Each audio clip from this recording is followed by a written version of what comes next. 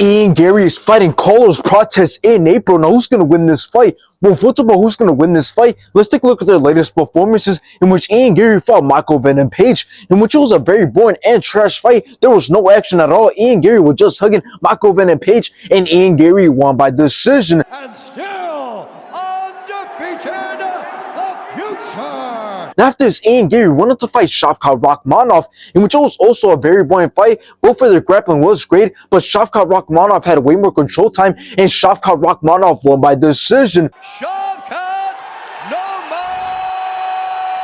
Now let's take a look at Carlos Prates' latest performances, in which he fought Li Jinliang, in which Carlos Prates dropped Li twice in round 1. Nice left hand. Prates. Carlos Prates then dropped and knocked out Li in round 2. Prates. After this, Carlos Prates went on to fight Neil Magny, in which Carlos Prates dropped and knocked out Neil Magny in round 1.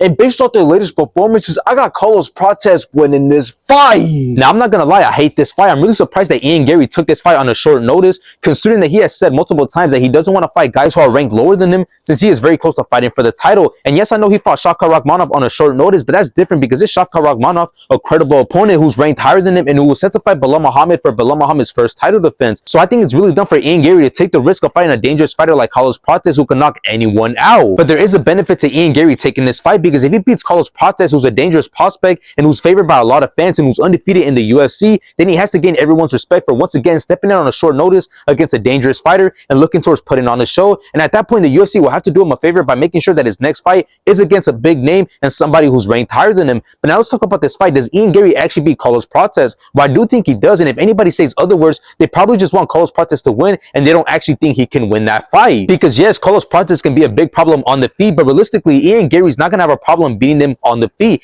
Ian Garry's not only a much better striker, but he's all around better, as he has the grappling and he's shown it against Michael Venom Page and Shavkat Rakhmonov. So I got Ian Garry beating Carlos Prates and taking the win.